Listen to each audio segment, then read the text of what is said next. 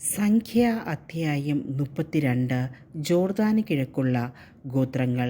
റൂബൻ്റെയും ഗാദിൻ്റെയും സന്തതികൾക്ക് വളരെയേറെ ആടുമാടുകളുണ്ടായിരുന്നു. Jazer, Gilead എന്നീ ദേശങ്ങൾ നല്ല മേച്ചിൽ സ്ഥലമാണെന്ന് അവർ കണ്ടു.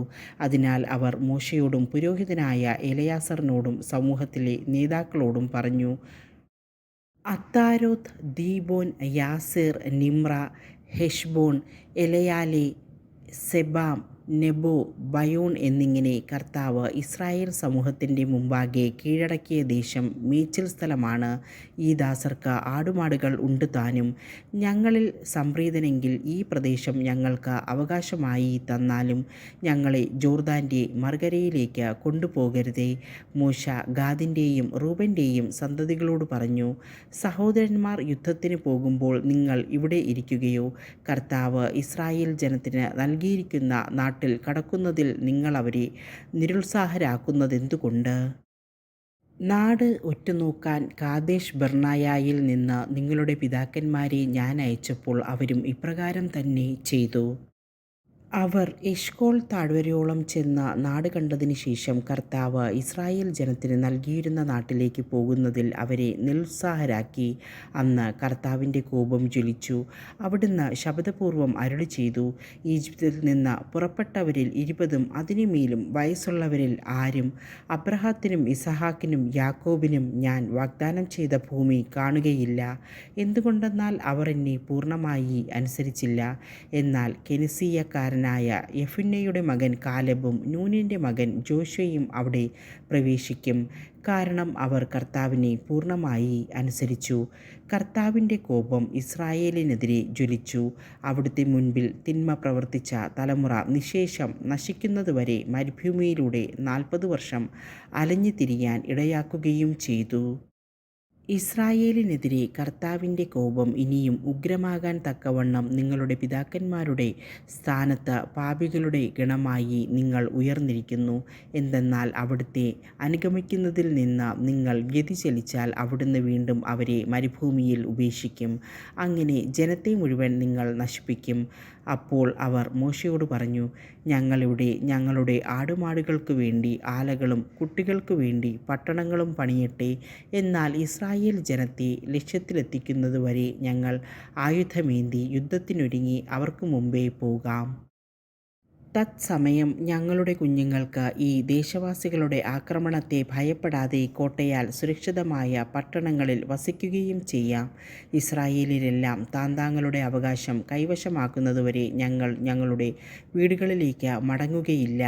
ജോർദാൻ്റെ മറുകരയും അതിനപ്പുറവും അവരോടൊപ്പം ഞങ്ങൾ ഭൂമി അവകാശമാക്കുകയില്ല. കിഴക്ക് ജോർദാനിക്കരെ ഞങ്ങൾക്ക് അവകാശം ലഭിച്ചിട്ടുണ്ടല്ലോ.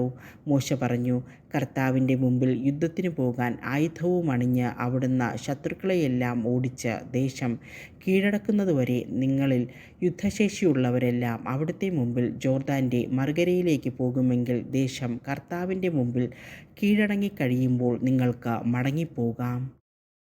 അപ്പോൾ നിങ്ങൾ കർത്താവിൻ്റെയും ഇസ്രായേലിൻ്റെയും മുമ്പിൽ കുറ്റമില്ലാത്തവരായിരിക്കും.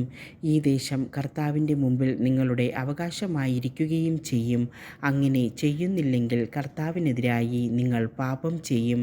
നിങ്ങളുടെ പാപം നിങ്ങളെ വേട്ടയാടുമെന്ന് അറിഞ്ഞുകൊള്ളുക.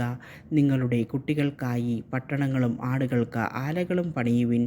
നിങ്ങൾ ചെയ്ത വാഗ്ദാനം നിറവേറ്റുകയും വേണം. ഗാദിൻ്റെയും റൂബൻ്റെയും ഗോത്രങ്ങൾ മോശയോട് പറഞ്ഞു, അങ്ങ് കൽപ്പിക്കുന്നത് പോലെ ഈ ദാസന്മാർ ചെയ്തു കൊള്ളാം. ഞങ്ങളുടെ കുട്ടികളും ഭാര്യമാരും ആടുമാടുകളും ഗിലെയാദിലെ പട്ടണങ്ങളിൽ തങ്ങട്ടെ. ഈ ദാസന്മാർ അങ്ങ് കൽപ്പിക്കുന്നത് പോലെ ആയുധമേന്തി യുദ്ധത്തിനായി കർത്താവിൻ്റെ മുമ്പിൽ പോകാം.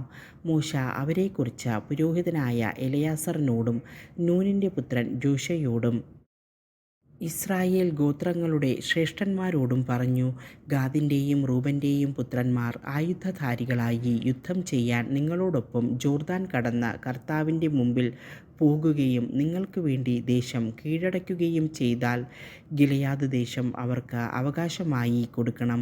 എന്നാൽ അവർ നിങ്ങളോടൊപ്പം യുദ്ധസന്നദ്ധരായി വരുന്നില്ലെങ്കിൽ കാനാൻ ദേശത്ത് നിങ്ങളുടെ ഇടയിൽ ആയിരിക്കട്ടെ അവർക്ക് അവകാശം. ഗാദിൻ്റെയും റൂബൻ്റെയും സന്തതികൾ പറഞ്ഞു, കർത്താവ് അരുളി ചെയ്തതുപോലെ ഈ ദാസർ പ്രവർത്തിച്ചു കൊള്ളാം. ജോർദാനിക്കരെ ഞങ്ങൾ കൈവശമാക്കിയ പ്രദേശം ഞങ്ങളുടേതാകേണ്ടതിന് ആയുധധാരികളായി ഞങ്ങൾ കർത്താവിൻ്റെ മുമ്പിൽ കാനാനിലേക്ക് പോകാം.